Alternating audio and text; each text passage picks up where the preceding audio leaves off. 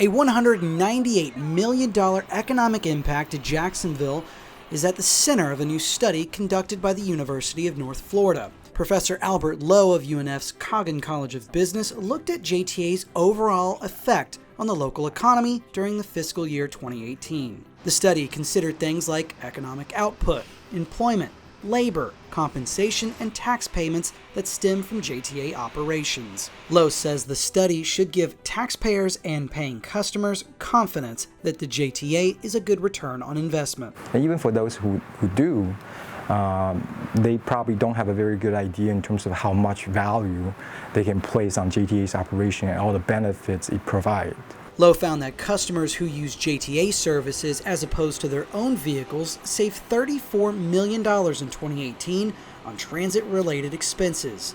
In fact, customers logged more than 64 million miles in 2018 through 12 million trips. When folks choose to ride JTA, Lowe says they also help reduce congestion on some of our busiest highways. He said all of those findings center around JTA's expanding and far-reaching transit network, from the First Coast Flyer BRT lines to microtransit and regional services in neighboring communities. JTA is improving mobility by strengthening its network of transportation. So as you build more corridor and more bus lines, it helps improve the completeness of that network. Lowe says his numbers may be on the conservative side, but they still point to the same conclusion. JTA is a driver of economic activity. I think from what I'm seeing and also what I learned from this study, I think JTA is doing a very good job.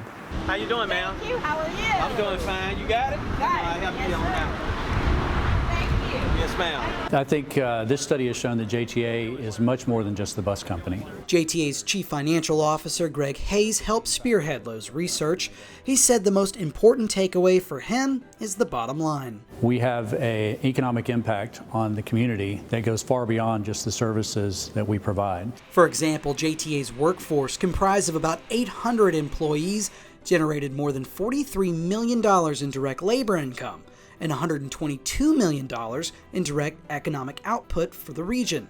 That's money spent on groceries, on clothing, and other related expenses.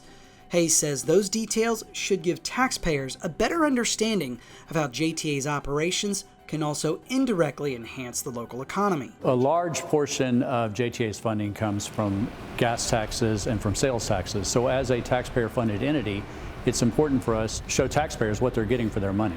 One of the largest expansions to JTA's transportation portfolio since 2015 is the First Coast Flyer BRT network, a group of premium bus routes with less stops, more frequent service that JTA has situated along 3 busy corridors. The fourth route, the Orange Line, will open in 2020.